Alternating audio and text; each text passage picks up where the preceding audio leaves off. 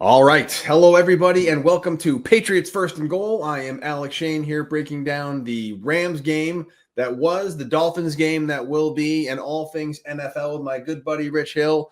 Rich Hill, how you doing, man? Dude, I think this week of games lived up to the hype, lived up to the expectations. So I'm feeling great about it. Alec, how are you feeling?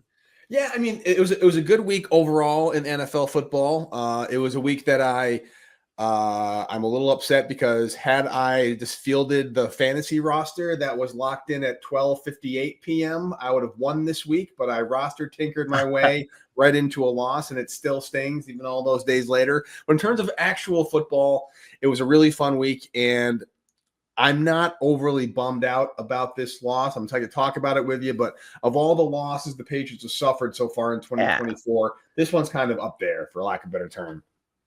Up there in like the disappointment, or No, up there in what sense? up in like a feel good loss, I guess, for lack of a better term, Totally. I mean, I feel that way, and we can jump right into on first down, breaking down the Patriots 28-22 loss to the Rams. I felt fine. I felt fine throughout that game. Obviously, there were some things that you wish that they did a little bit more of. They had a chance to be competitive at the end. They have clear room for improvement. The players that you wanted to see produce were involved in their offense. We can talk about that. The running game looked good. Drake Maye continues to look like the answer at quarterback if they can, by goodness, get them an offensive line. Alec, where would you want to start breaking down this Patriots-Rams game? Yeah, I guess let's start with the bad and end with the good. I don't want to knock the defense too much because I feel like Matt Stafford was just kind of dialed in. He kind of had himself a day. Good for him. Puka, Cooper Kupp, good offense. I don't want to kind of knock it too much, but there were some questionable, I think, coaching decisions on the defensive side of the ball. I found myself screaming as the game went on, just like, stop blitzing this guy. You're not getting home. He did not take a single sack, and he just completely carved you up every time they sent extra pressure in, including that like 79-yard Cooper Kupp to you on the cover zero blitz, whatever it was. It seems like I don't want to, again, we're talking about the coaching staff. It's kind of a new regime, and they're still kind of finding their feet. But this one thing I'm seeing is very consistent when it comes to Patriots losses is just they don't seem to be able to make in-game adjustments very well. They're going to hope it works on the first snap of the game, and if it doesn't work, they're going to keep hoping it works until the game's over. And that's a red flag to me. Yeah. And it's one, too, where if you talked to literally anybody at any level of understanding of the game and you said, hey, who are the Rams' two best players on offense? If you were to take away one of them, would you feel better about your chance of victory? Who would you say? You'd say Cooper Kupp and Puka. Those are the two. And they had no answer to them. And to the worst part, it felt like they didn't even try to give an answer to them. And that, to me, is the most frustrating thing because that's just the easiest rhythm builder you can make. Yeah, I mean, again, the plus side, Christian Barmore was back. Great seeing him out there. That bodes well. Just him being on the field is a huge win. But it just seems like again, I want to call it a breakdown, but just they didn't get any pressure. There was a lot of over the middle for the linebackers. The coverage guys had a lot of trouble covering.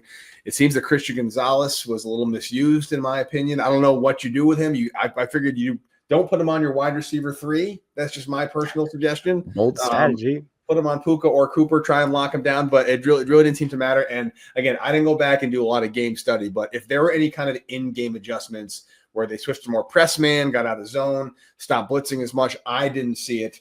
And it seems that the Rams figured that out pretty early and just kind of kept doing the same thing over and over again. And why wouldn't they? Because it worked really well. Totally. I mean, like their running backs averaged over 5 yards a carry. So the Patriots didn't have any tackles for loss on the day. So they were able just to move at will on the ground. Both Puka and Cooper averaged over 17.5 yards per catch. You're going to lose that game. Yeah. You're going to lose that game. So to me, there's a balance of they're missing personnel. Obviously, Barmore's first game back. There's going to be some rust. They clearly have missed having Bentley at that second level. I don't think that they have as good of a defensive front as they thought that they would have had coming into this year. A lot of players have been underperforming, which makes me wonder about the coaching staff and getting players to maximize their ability. But I think fundamentally, there was a pretty easy blueprint to say, what would the Rams want to do? And they were able to do it all. Where you would put on your Bill Belichick hat. And what has been the key to the Patriots' success is say, take away the number one thing that they do, and you can live with the rest. I don't think the Patriots affected options 1, 2, or 3 for the Rams. Well, I mean, again, Demarcus Robinson only had 2 grabs for 19 yards. So that really seemed to be the focus. Maybe it was kind of thing where basically they didn't think that honestly, maybe they legitimately, again, I've got no inside information. Maybe they really didn't think that for some reason, even though Christian Gonzalez has shut down pretty much everyone he's gone up against, maybe Puka or Cooper were his kryptonite because they're more slot guys. He's better on the outside. And so they figured they'd put him locked down on one and use help with everybody else. But that really wasn't working either. Just nothing really seemed to work defensively. And again, this is also credit to the Rams. I think the Rams, we were talking in last week's podcast, we haven't really seen the Rams offense at capacity this season due to injuries and whatnot. And they kind of were. And Stafford just kind of had himself a day, and like a better team beat the Patriots, and that's okay too. I just wish that the Patriots had at least tried more stuff, stopped blitzing so damn much, and just gone maybe get a little more wrinkles defensively. But to your point, that might just be a personnel issue.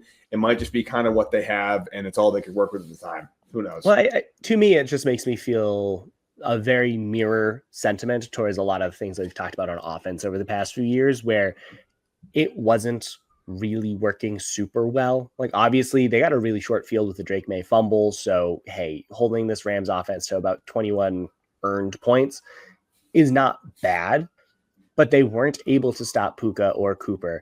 And so why didn't they at least try Gonzalez in the slot? Maybe they'll find out pretty quickly that, hey, we're right, it's not a good idea. But to not even try in this type of a circumstance to figure out, is it worth doing, is to me a flag.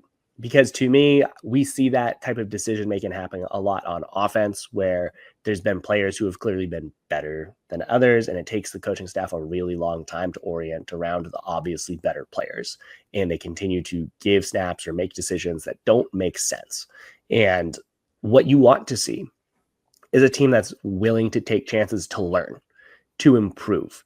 And it felt like, to me, during this game on defense, we can talk about the offense next, felt like to me on defense that they weren't trying to do enough things that could put them in a position to go from, good to great kind of a thing. They were not trying things that could help them potentially be better than they had been doing. Yeah, and it's funny because one thing I really didn't think we'd ever really be talking about the defense as the liability this season. I figured it'd be the defense keeping them in, and the offense just screwing it because they just didn't have the personnel. But one thing I think we're seeing a lot on the offense, we're not seeing it all on the defense, is they've now finally decided to figure out a way to mask or cover up their weaknesses and their flaws by game plan specific schemes and packages and things that work well, getting there. Like, you see a lot more screens to Demario Douglas now and a lot more quick outs, and the tight ends are getting more involved. And the Drake Maye's holding on to the ball a lot less to make up for the lack of the offensive line. Those are all good things we've been screaming about for a while.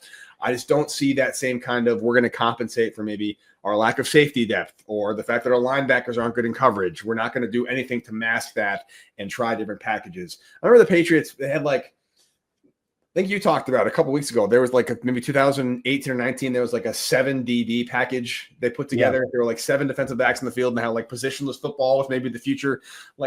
I wouldn't be opposed to that. And just try something else, figure some other packages in there, and maybe just find a way to just kind of compensate for what's clearly not working, because 0 tackles for loss, 0 sacks. There's really not anything I can point to defensively in this game where they did anything to help the offense out. But that's okay, because again, I thought the offense overall, considering what we're going with, they looked pretty good. I wasn't overly upset with the offense. I think 7 different Patriots caught a pass, at least one, including Vidarian Lowe, fat guy with a touchdown. We always love to see that. Your boy Kendrick Bourne was back in there, leading receiver. He had 5 for 70. Hunter Henry continues to do well. Demario Douglas getting involved, like we talked about. I like what they're doing offensively with the weapons they have and limited weapons they have. I just wish that the kind of creativity translated over the defense as well. Totally. Well, and move on to the positives here, talking about the Patriots offense here. Outside of their 2 turnovers, so Drake Maye fumbling the ball inside effectively their own red zone, and then the game-ending interception, they went 77 yards for a touchdown, 47 yards from their own goal line, essentially. They ended up punting it around midfield. Would have liked for them to be in a better position to go for it. They didn't. That's a questionable decision. But, hey, they got into Rams territory. Then they got into the red zone, 57 yards and a field goal, 63 yards to the 7-yard line and a field goal, 70 yards to the 4-yard line and scored a touchdown, and then 66 yards to the 23-yard and got a field goal. They were moving. They were consistently moving the ball drive after drive after drive when they were able to protect it. When they weren't able to protect it, obviously really bad things happened. But this is the type of offense that you can win games with. Yep. And this is the type of offense that the only difference between now and the beginning of the year is Drake Maye looking like the answer at quarterback and the coaching staff seemingly being willing to settle on some more of the proven ability at wide receiver. And so, Alec, one of my questions to you is if you look at the targets here, I think there were 6 players that had 4 more targets. Kendrick Bourne had 5, Hunter Henry had 9, Demario Douglas had 6, Hooper had 4, Booty had 6, and then Stevenson had 4 as an outlet here. But the big 5 that they have out here, obviously you have Booty and Bourne as your 2 big outside players, Douglas in the slot, also with Hooper kind of interchanging, Henry as your inline tight end, Stevenson in the backfield. They're not using Polk. They're not using, obviously Tyquan Thornton's now with the Chiefs. They aren't using Baker. They benched him after, he fumbled 2 returns. He had a big return, but he dropped the ball on both returns. Are you okay with the Patriots deciding to say, let's roll with some of these more experienced veterans on offense at the receiver position, as opposed to seeing what Baker and Polk can do? I'm okay with them rolling with the veterans, I guess, for the bulk of the snaps. I think you still play to win games. I know there's some talk about how this is all just a 17-game preseason for the Patriots, and they're trying packages out and seeing who's – I don't really believe that. You want to win games, and I believe the package that they have out there, the personnel they have out there the past couple weeks, gives them the best chance to do so.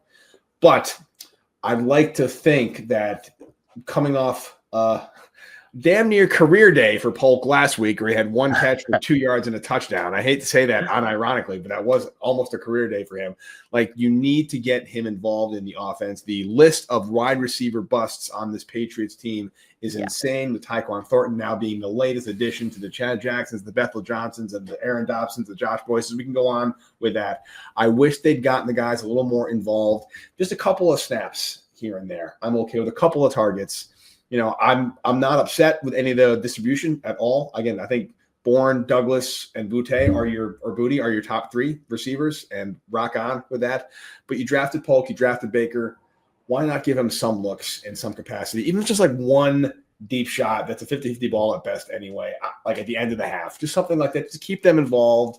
I imagine receivers are a position where if you're not getting the looks regularly, you can get in your own head. If there's a narrative out there that you drop the ball a lot, you're unreliable, it's easy for that to perpetuate itself. So you want to build off positive momentum. So with Polk getting back off the schneid with his touchdown grab, I wish he'd been a little bit more involved. Baker, it's kind of his first time out there. If you want to ease him into a little bit, I'm okay with that. But I wouldn't mind seeing Polk at least get at least a couple looks a game to work his way back into the good graces.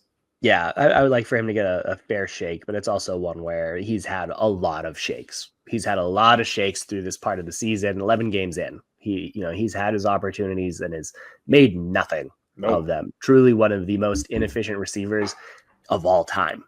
Not just in the league this year, like of all time. And that is hard to come back from. And obviously want to root for him, want to have more success. It's one of those areas where everyone's going to make the comparison to Ladd McConkey the entire time, the same way that who was the receiver they passed over for Chad Jackson back in 2006. But whatever it is, it's going to be one of those like, why didn't the Patriots just sit and take that player? Because McConkey was an obvious good choice, an obvious good fit, had all of the superfluous or just the fantastic traits produced at Georgia. Could have been a fit right in New England, but instead they got a possession number 2 receiver out of a spur of the moment good university that went right back to mediocrity. And when you have so many other top tier players come out of that school, was he actually good, or were all the other players really, really good and he just benefit from their gravity? And so I don't know if Polk will ever get back on the field, but what I do appreciate is the team putting the best possible players around Drake Maye, the best possible players around Tayler Kyles, the best possible players around which is a testament to the coaching staff. I will give them all the credit in the world for saying, hey, the players that give Drake Maye the best chance to succeed this year are Bourne, Henry, Douglas, Hooper, Booty, and Stevenson, and that is who we're going to roll with. And look, 125 yards on the ground and almost 280 something yards through the air. That's a good, solid, balanced offense that I'd be happy. I am happy with. I'm happy with how that worked. The strip sack that wasn't really on Drake Maye. That was like a 2.5 second strip sack that was a blown offensive coverage. Although he does seem to have a little, he's got a little habit at the break of being in a game-winning drive situation and throwing a deep interception over the middle. He's like 2 for 2. In this situation now. He's like the reverse Duron Harmon with throwing in a game with losing interceptions. But again, he's a rookie. I think that was kind of miscommunication. I think Douglas was actually coming open up the cross. He kind of just overshot his route. So somebody missed the communication somewhere. That'll come with time. Overall, though, pretty good offensive performance. The Rams are just a better team on Sunday. Totally. And there's really nothing you can really do about that. And again, it's okay. It's really how they respond. I kind of wish that the Colts were coming up next and not the Dolphins. This is the Dolphins and the Colts, but we'll get to at Miami in a little bit. But overall, man, I think it was a good game. I'm not really upset about it. What I really, really like, I've yet to see anybody at any level of football analytics, commentary, etc., say anything but Drake Maye is the real deal. This kid's going to be legit. Everybody loves him. If there's a chance that, like, on a different team, he would be in maybe the Rookie of the Year conversation, but he's on a terrible Patriots team, so he's got no shot of that. But this year's all about, is he developing? Is he coming along? Is he the guy? And all signs point to yes. And as long as the games keep showing that, I'm going to keep being happy. Totally. And, like, I will take losses. I don't care if they win or lose this season. What we've always said this entire year, are they getting a little bit better?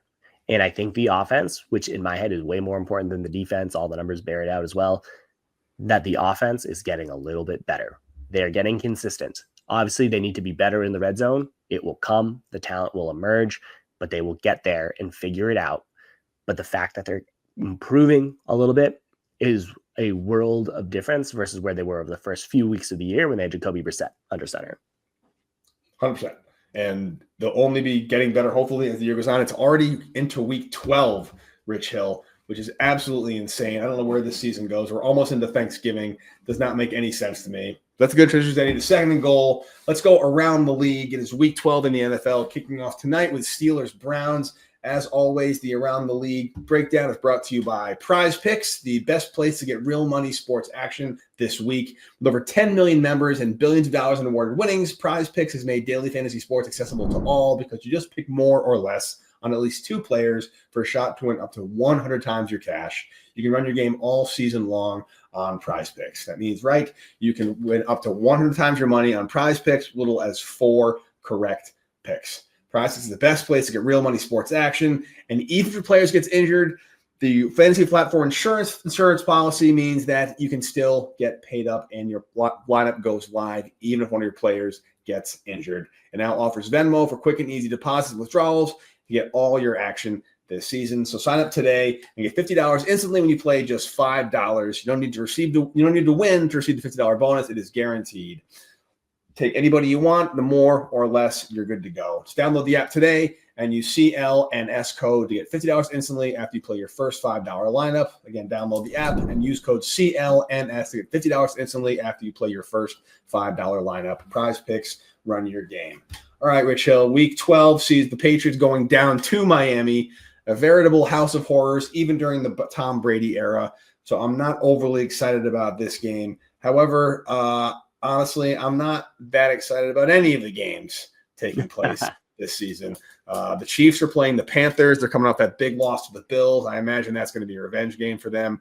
The one game I think could be sneaky good is going to be the Sunday night game, Eagles versus the Rams. Yep. I feel like that could be a good one. And possibly 49ers-Packers in the late window in the NFC. But in terms of the AFC, I guess Steelers-Browns, the rivalry game, that can always be interesting. Thursday, anything goes. But kind of a dud following last week's big lineups, in my opinion. You're leaving out the Harbaugh Bowl on Monday night with the 7-4 Ravens against the 7-3 Chargers. Honestly, 2 of the better teams potentially could come out of the AFC just because of the Chiefs don't look great. Obviously, the Bills are a good team. They're on a bye week this year, or a bye week this week right now. I think what makes this week super interesting is how loose can some of these teams play, because there are a lot of those really good records against the bad records. 8-2 Vikings on the road against the 46 Bears, 2-8 Titans on the road against the 7-4 Texans, 9-1 Lions on the road against the 5-6 Colts. You have a lot of teams that are contending for that top spot, and then a lot of teams that I would love to play spoiler. And I think that creates a lot of opportunities for just wacky things to happen. I'm sure at the end of the week, 9 out of 10 of the better teams will end up winning. But that one game, if there's one game where that happens, where the underdog just completely wipes out that top ranked team, which one do you think it'll be? It's wild that I'm saying this, but this could easily be a Tommy DeVito return to style with the Giants taking out the Buccaneers. I can see that happening. I almost picked Panthers over Chiefs, like a hangover game after the Bills, but I think they're going to be really pissed off at how they lost that game. That's going to be a bloodbath. But I can think Tommy DeVito, which is good for the Patriots, because Tommy DeVito comes in here and dominates. That'd be great. I'm rooting for the Browns to beat the Steelers because, honestly, Rich Hill, Yep.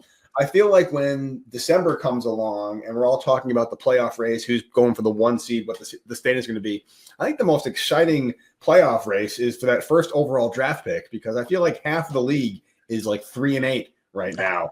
So, and they've all kind of beaten each other and lost to each other. So I feel like the shaking out, these games are going to have huge draft pick implications down the line. So we need the 2-9, or the Jaguars are on a bye this week, but we need the Browns to beat the Steelers, to get the Patriots up there, and the Giants beating the Buccaneers would help us out as well. Totally. So there's 5 teams with just 2 wins on the year so far. Wow. And so you got the Browns, the Titans, Raiders, Jaguars, and the Giants. Obviously, the Titans and the Jaguars have both beaten the Patriots, which is a shock. I think that the Browns stealing one from the Steelers is my pick for the most likely upset, just because I feel like the Steelers just always turn into a pumpkin at this time of the year. I don't know if they're real. I feel like it is going to come time. They're going to no longer be 8-2. They're going to limp into the postseason and be 1 and done. They don't look like a good team despite their good record. And so I wouldn't be surprised if the Browns were the one that pulled off the upset. But it's going to be a situation where I'm absolutely looking at that top of the draft order. Would love for the Patriots to end up with a top 5 pick. If they win and it's because they don't get a top pick because they're winning and they're looking good doing it, so be it. I'll take that. Obviously want Drake Maye to be the priority, but I don't want them to, steal any games or anything like that they shouldn't, if it just means that they're going to be picking 15th as opposed to 5th. And the good thing is, if you don't need a quarterback, which the Patriots don't, having a top 5 draft pick isn't as much a priority as it's going to be. I feel like the Patriots need a receiver and need a lineman, and they can get that in the later part of the first round. Yep. So I'm rooting for wins over draft picks 100%. However, wins might be tough to come by because the Patriots are in Miami this Sunday, where they very rarely win games in Miami. This was almost always guaranteed to be a loss. For some reason, Bill Belichick and Tom Brady did not win down there. We will see how Drake Maye and Gerard Mayo fare based on what we saw last time these two teams played, where it was the ultimate suckfest. Tua was out. It was just a really tough game to watch. Each team tried very hard to hand it to the other, with the Patriots coming out on top, on bottom. I don't know how you want to stand it, but I don't think you can really take too much away from last game. It was Brissett versus, I even forgot who the quarterback was. Who was playing quarterback for the Dolphins back then? I want to say, and again, this is bad, I think it was Tyler Huntley, and then he got hurt, and it was Skylar Thompson. There was just it was so bad. They were picking up the bottoms of the barrel in that game. It was just a bad game all around. The Patriots lost. Possibly low point of the season. There's still time to outdo it. But again, I'm not taking too much away from that game. Kind of a fresh start. Tua's back in. Drake Maye is in. It's at Miami. For third and goal, let's do Patriots offense against Dolphins defense. That's probably where the more interesting narrative is for kind of a long-term perspective. Is this going to be a run-heavy game if you are the Patriots, or are you going to let Drake Maye sling a little bit? Yeah, I mean, why not let him keep throwing the ball? Obviously, they have Jalen Ramsey, who's a very good cornerback. He's still playing really well. 2 interceptions on the year, 6 passes defended. But this is not an elite secondary in my mind. I think that they have a lot of injuries out there. Jordan Poyer is looking his age a little bit. It's a team that can be a little bit vulnerable is too strong of a word, but they're not as good as you would expect. They're a below average pass defense. And so if I'm the Patriots, why not? Why not try it with Drake Maye? I think that they could have a real opportunity to just have a balanced offense, though, at the end of the day. Kind of similar to what they did against the Rams.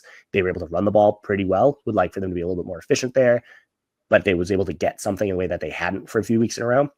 And then if Drake Maye is able to replicate that performance, I feel like this could be a game where the Patriots put up 30 points if they're able to finish in the red zone.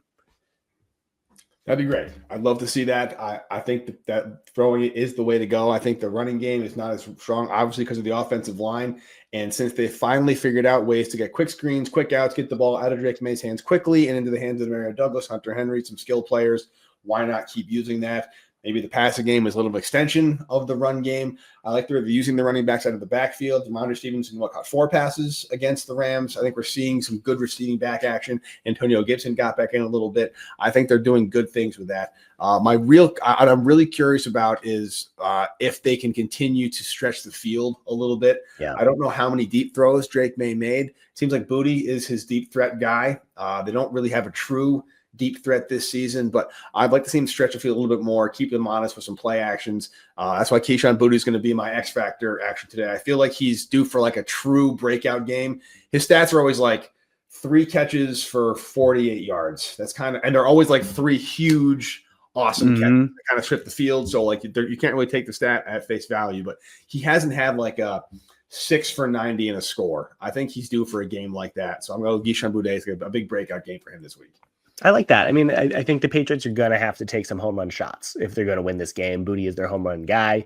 I think it works. I think if I am choosing my X factor, it's going to stay with the Patriots tight ends, primarily looking at what Brock Bowers was able to do against them with a rookie for the Raiders, who is on pace to just be the best rookie tight end of all time. Just one of those, like, obviously this player was going to be good, and lo and behold, he's very, very good. But I would say if it's either Hunter Henry or Austin Hooper, one of them is going to have a productive day.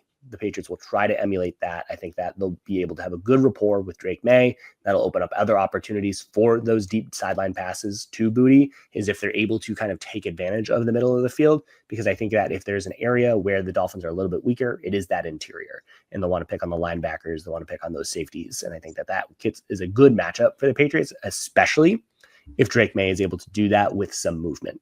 And so I think we'll see a little bit more of the Patriots doing that on purpose, with Maye drifting out of the pocket to kind of put some pressure on the defense. Do you think we'll see, going back to our earlier conversation about Jalen Polk, do you see him seeing the field at all this week? How involved is he in being in the offensive schemes? I mean, maybe. I don't think he's going to be a decider within this game. I think Gerard Mayo, Alex Van Pelt have talked about, like, why did Kendrick Bourne play one week and not the other? And they're like, we're just like trying to figure it out. We're trying to figure out which players we got and are they good or not. And they're still doing it. I think Polk is in a different situation than Baker, who has made mistakes and is why he's probably not going to see the field, versus Polk has had drops, which is different, mental errors versus physical errors. And I think he'll get his opportunity again. To what you said earlier, maybe give him 3 targets, 4 targets, and see what happens. If he goes 0 for 3 again, I don't know if it's worth even putting him out there anymore, and like just say, hey, take a hike, reset next year, try it again. But it's one where I would be shocked if he didn't see the field. So maybe the Patriots are going to implement like a 1 season and you're out policy for receivers and stop leaving these 2nd, 3rd round busts on for like 4 years. And it's so weird. Again, we didn't really talk about the Tyquan Thornton release, how he looked really strong in training camp, and no one thought he'd make the roster, but he made it, and he was kind of a big part of the offense. And now he's just gone. I don't know what it is with the Patriots and their seeming inability. It's not like they can't draft receivers, because they have drafted good receivers. They just can't draft receivers on purpose. Yeah, they can't draft them on purpose. That seems to be the thing. They seem to like stumble ass backwards into receiving drafts, or like they find quarterbacks who they turn into receiver. But it's a very, very strange thing. Performance of the defense at 14 goal, Rich Hill. We talked about the passing game, being able to use Drake Maye and his arm strength to go deep and utilize the middle of the read, but you have to run the ball. Are you confident in the Patriots' ability to run the ball against this Dolphins defense, or not at all? Yeah. I mean, like, I don't think that they're going to go out there and go for 200 yards, right? They're not your Colts of old, but this is not an elite run defense. They have some good players in there. Calais Campbell will forever just be a great defensive lineman, even though he's about 38 years old.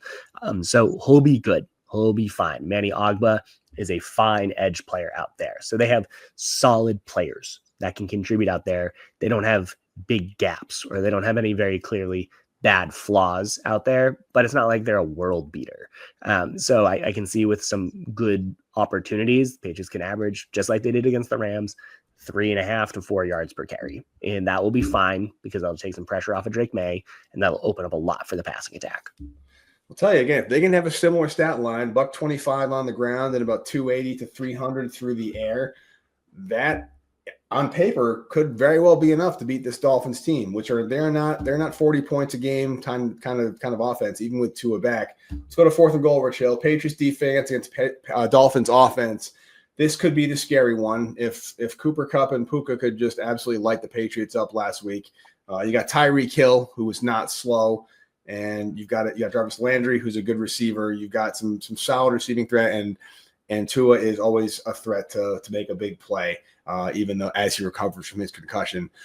Do you think we might see Brendan Schooler back in the lineup as the QB spy role? Is this like a game where you put a Brendan Schooler package in there, or is Caleb Williams and Tua two different players? No. Yeah. So different. Tua is not going to move. He's been dealing with a lot of concussion issues. They are not going to give him any opportunity to be hit by the defense. This is all going to be quick passes. They're going to try and get the ball out as soon as they can and let their receivers try to make players miss. And that means that they're going to go with, obviously Tyreek Hill is a great player. That's what they're going to do. They got Raheem Mostert. He's going to come out, be as kind of that receiving back sometimes, but they have a good roster of running backs that are all 4.2 speedsters out there. So they have a bunch of different players that can perform out of the backfield, obviously Devin Akane. But the players that we need to focus on specifically, other than Tyreek Hill, I think Jalen Waddle has not been living up to his expectations, but he will get that coverage from Gonzalez, because there aren't other receivers that are being utilized for the Dolphins at all, right? Obviously Odell is technically their wide receiver 3, but if you look up and down the roster, they have 6 players with over 200 yards this year, and 3 of them are running backs. And so if you can cover Tyreek Hill, which they're going to do with Jonathan Jones and a safety, Jalen Hawkins, going to be a very important player out there. Christian Gonzalez, going to be my X factor. We'll get isolation coverage against Jalen Waddle. But the big one, the very, very big one, Alec, that I know you're thinking about, Jonnu Smith.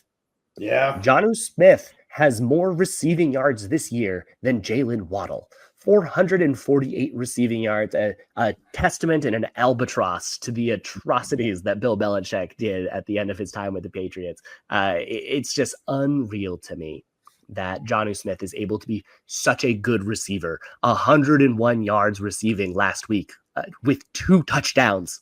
Alec, that was an entire season's worth of production that he gave the Patriots when they paid him $8 million a year.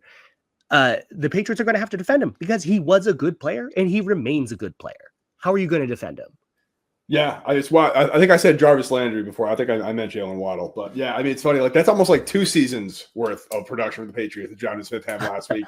And the Patriots have traditionally really struggled to cover tight ends because our coverage linebackers are a real big weakness on that team. I don't want to see Jelani Tavai on Jonnu Smith. It might be a big Kyle Duggar game. Maybe Kyle Duggar matches up, although Kyle Duggar kind of struggles in coverage as well.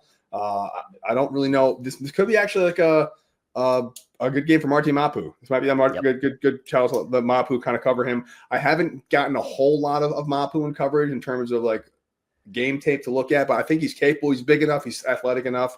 Maybe put him on there one-on-one, see what happens. So I'll go with Marte Mapu as my defensive X factor this week. Yeah, I mean, that's fair because none of the Patriots linebackers can cover a lick. They are not good. And one where it's it's nice that Kyle Duggar had his first game back from injury last week. So hopefully some of the rust is off. So he'll be able to contribute. But Mapu wasn't able to play last week against the Rams. So I think that the Patriots are in a tough situation where they don't have a good answer for Jonnu Smith. And maybe that's the real X factor, which is just wild to say. But I think that the Patriots match up well against Tyreek Hill and Jalen Waddle, but I don't think they have a good answer for Jonnu Smith. So your X factor is the fact that there's nobody that can cover Jonnu Smith. That's where we're at. Yeah, I don't think they do. That is my hot take, and I will say the over-under for Jonnu, I would put it at 60. I wouldn't be surprised if he broke 60 yards. it's always games like that. It used to be, people would leave other teams and come to the Patriots and just have a great career. Maybe not on the offense, but like the Mike Vrabels and the Rob Ninkovich of the Kyle Van Noy's of the world would just be underutilized elsewhere and come to the Patriots. But now it's kind of thing where there's some Patriots players that just could not sniff the field for whatever reason. I'm like, oh, this is what it should have been in New England. And again, it's always been, covering running backs, covering tight ends. Anybody that's not a DB has always kind of struggled in coverage in New England, and the Dolphins are probably going to be able to exploit that pretty well. I'm also very worried with the Dolphins on the ground. It's not like the Dolphins are this like world-beating running team, but they have a good duo of running backs in Achane and Raheem Mostert is the big dude. He's kind of a bulldozing back. I can see him just kind of running people over because the Patriots can't seem to tackle at the line. And the number of plays I've seen guys get stopped and fall forward for 3-4 extra yards is really, really concerning. So I'd like to see the defensive line get Christian Barmore back in there, another game under his belt. Maybe they can stop the run and force Tua to do it with his arm. If that can be the case, I don't know. But again, it's tough. The thing I'm really looking for, A, again, Drake Maye, and B, Christian Gonzalez has had pretty good success against Tyreek Hill historically. Can he do it again? I don't know. I feel like Tyreek Hill's due for like a 90-yard touchdown against the Patriots. But maybe they'll keep blitzing and it'll happen again. But I don't know, man. This is going to be an interesting game to watch, I guess I'll call it. Yes. And we'll be keeping track of it. If you have anything else that you want to talk about, Alec, otherwise I'm happy to go into predictions. Patriots at Dolphins, 1 p.m. on Sunday. Yep, let's get to predictions. And today's prediction is always brought to you by GameTime.co. It is the best place to get tickets to any event. If you want to go to this game in Miami, you can go down to Florida, get your tickets on Game Time. It's a great place to watch a game because it's warm in November. Why the heck not?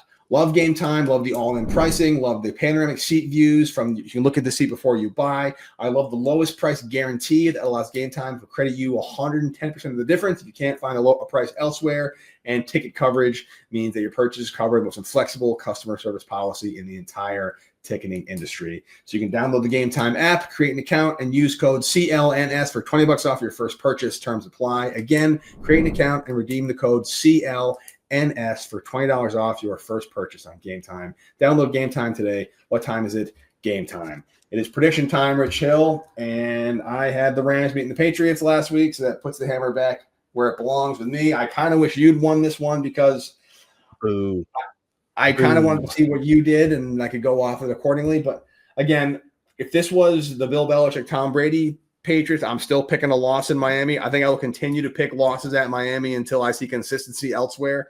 I think the Dolphins are a better team than the Patriots. I think the Dolphins have more to lose than the Patriots. I know that it's not exactly a barn burner in the AFC East right now in terms of the standings. The Bills are absolutely running away from that division. The Dolphins are second at 4-6. But at 4-6, they are right in the thick of the wild card race. So they really need this game to keep up with the half dozen other teams that are going to be sneaking in that wild card. The Dolphins have yet to lose to the Patriots in the Mike McDaniel Tua era. I can't see it happening this week either. So I think the Dolphins take this one, I think pretty comfortably, something like 30-17. Wow. Okay. Interesting. I have the Patriots winning this one. Wow. All right. Love it. 24. 27-24. Wow. I think that the Patriots have been knocking on the door a little bit with Drake Maye. And I think that they're so beyond overdue for some turnover luck that I think that this is the game where it happens. The Dolphins are not a good team. Nope. Even with Tua back, they are not a good team. And I think that is the recipe for the Patriots finally cashing in some of their bad luck that they've experienced over the first half of the year, because that's how luck works. I think it'll be, potentially the Dolphins driving at the end, or maybe a last second field goal for the Patriots. I don't think it'll be a pretty game. I don't think it'll be a comfortable one, but I think that the Patriots end up winning this one 27-24.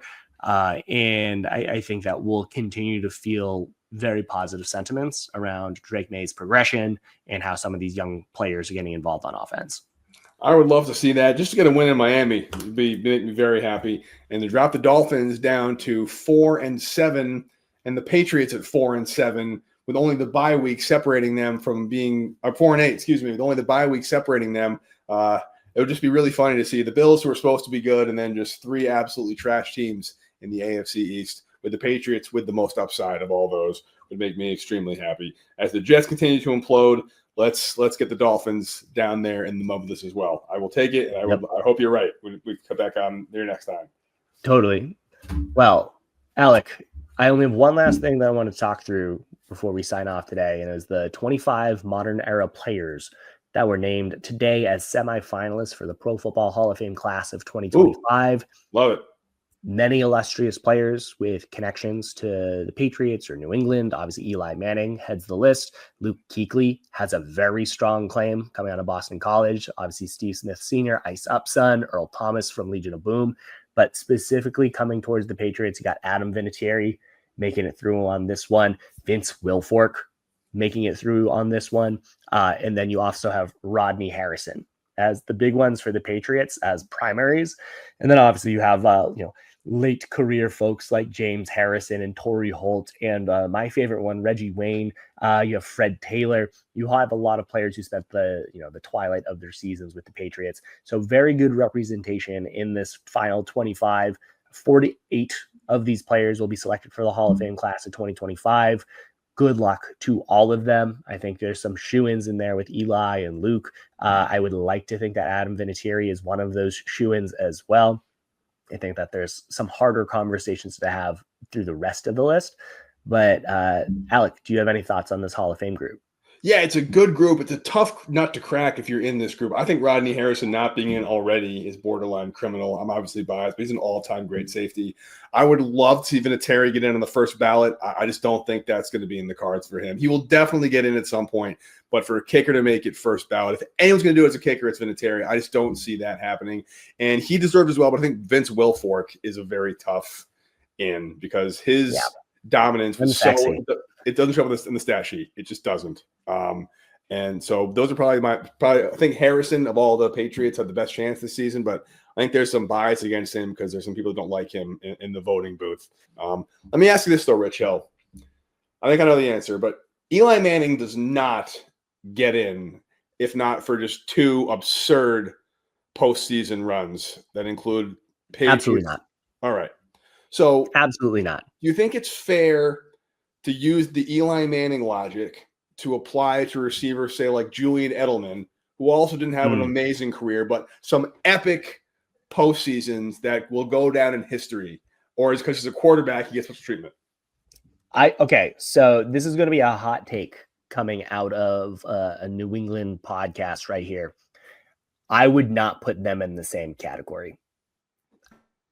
I think it's one where if Eli Manning retired, where does he rank across from passing yards? Where does he rank for touchdown passes? Where does he rank for just like overall career production at that quarterback position? And he's one of the best. He's a top 10 quarterback all time from a volume perspective. If Julian Edelman had his playoff runs while also putting together just a very long, mediocre career that got volume to be into the top 10 of receiving stats, without question, he would go in. But I think we like to think that his just longevity should detract from, just how he had like maybe 3 years where he was considered an above average player. But I think that his postseason runs were truly just so good that he deserves to be in the Hall of Fame. Yeah, look, I don't think Edelman's a Hall of Famer. I'm not making that case. I just think I think he's one of the players where something happened where maybe if he doesn't win those 2 Super Bowls, I don't think he's in. I really don't think he gets in. I agree.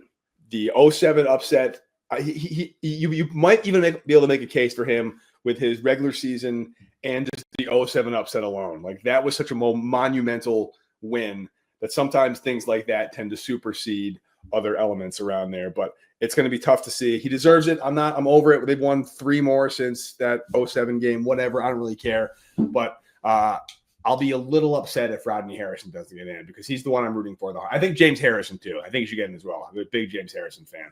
Yeah. I mean, I think there's a couple shoe-ins. I think Antonio Gates is a lock to get in. I would be shocked if he didn't make it in. But I don't know. I think my thought with Eli Manning is that there's like a quartet of similar type quarterbacks that like really creates a prism of who should belong in the Hall of Fame. where you have your Matt Ryan, who had a lot of the stats, individual MVP. Is he Hall of Fame? He's on the cusp. Phillip Rivers probably had the best individual production of all of them. None of the accolades, none of the postseason success. Is he in? No. Matthew Stafford has had also a just long career. Wouldn't consider him a top 5 quarterback, maybe at any point in his career. But he's going to finish his career top 10 in almost every single passing stat with a Super Bowl ring. Does he make it? That is the question. That's your Rorschach test, because then you have Eli Manning with 2 rings. I think he's a lock. And so how do you rate individual accolades versus specific production versus 1 ring versus 2 rings for a lot of players that are just very good but played for a long time?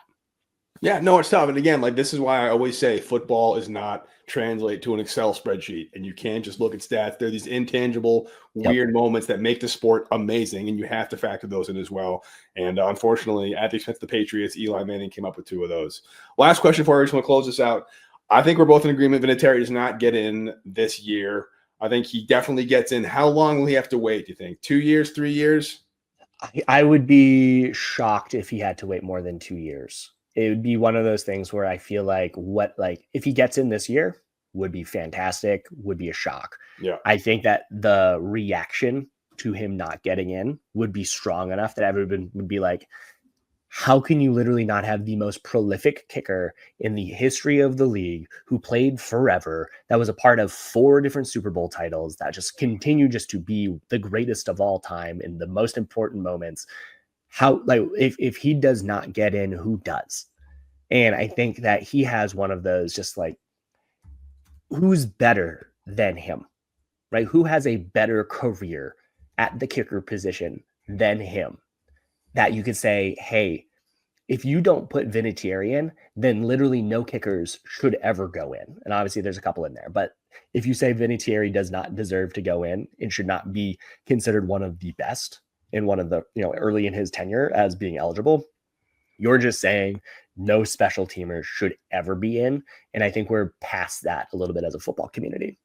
Yeah, I mean, again, it's just the nature of the kicker position. I think it's much easier for a quarterback to get in than a receiver, for example. I think kicker, if you're a special teamer, like Ray Guy took forever to get in, the punter, so just there are certain positions that are just a little harder than others. But it'll be fun to watch, and that'll be a nice additional offseason conversation to keep having when that Hall of Fame class comes in. But it's good to see the Patriots of the early 2000s represented in some capacity, because those were some epic teams, and I'm glad we got to watch them. Yep. Totally. Well, I'm excited to see what happens at the end of the year. Alec, do you have any other thoughts on this week of the NFL season? That'll do it, man. All right. Well, until next time, you have a good one. You did it.